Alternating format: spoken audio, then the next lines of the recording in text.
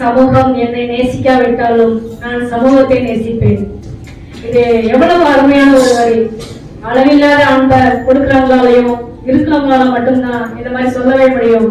இதை தன்னோட பாலிசியா வச்சுக்கிட்டு இந்தியாவிலேயே 2வது வழக்கறிஞரா, தமிழ்நாட்டுல முதல் வழக்கறிஞரா பதிவு செய்திருக்கிற திருநங்கை டாக்டர் விஜய் அவர்கள் திருநங்கைக்கு மட்டும் இல்லாம எல்லா பெண்களுக்கும் ஒரு உந்து சக்தியா இருக்கிறாங்க.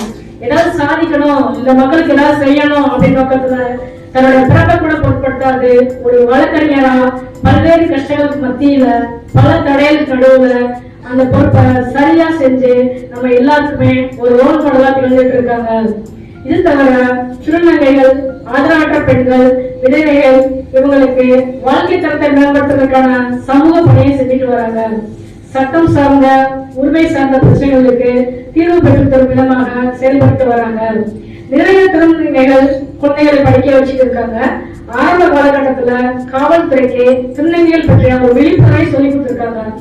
இந்திய ஆட்சி பணியில இன்னும் நிறைய திருநங்கைகள் வரணும் அப்படின்ற நோக்கமா வச்சு அதுக்காக திருநங்கைகள் மத்தியில ஒரு விழிப்புணர்வையும் ஒரு படிப்பினையும் கொடுத்துட்டு வராங்க. இத்தகைய சிறப்பு வாய்ந்த சகோதரி அவர்களுக்கு நமது அமைப்பின் சார்பாக APJ VIP global young lawyer அவார்டினை வழங்குவதில் நமது நிறுவனம் பெரும் மகிழ்ச்சி அடைகிறது. சகோதரர்களை மேடத்தை பத்தி நம்ம சொல்லணும் அப்படின்னா கண்டிப்பா சொல்லித்தான் ஆகணும் உங்களுக்கு.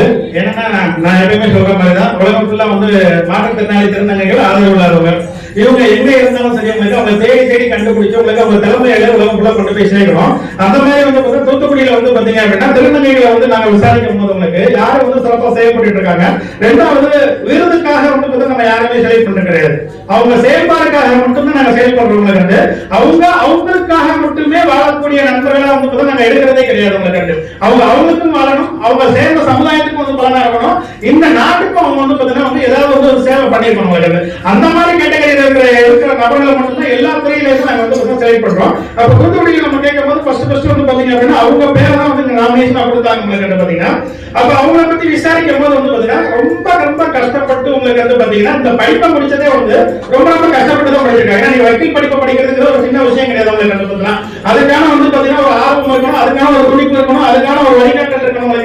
அதுக்கான தேவைகள் எல்லாமே அவங்க பண்ணி தான் பண்ண முடியும்.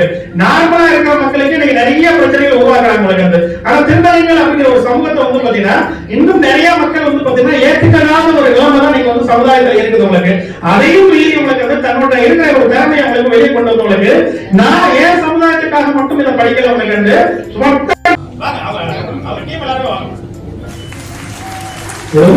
ஒரு வரலாறு மூமெண்ட் உங்களுக்கு பாத்தீங்கன்னா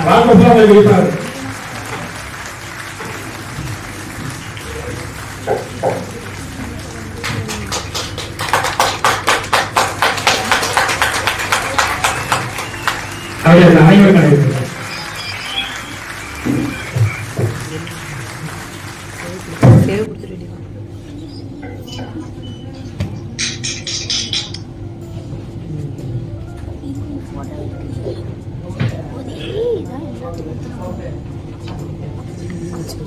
அப்போயே உங்களால் 12 போயிட்டு 12 பணம் பார்த்தேன்.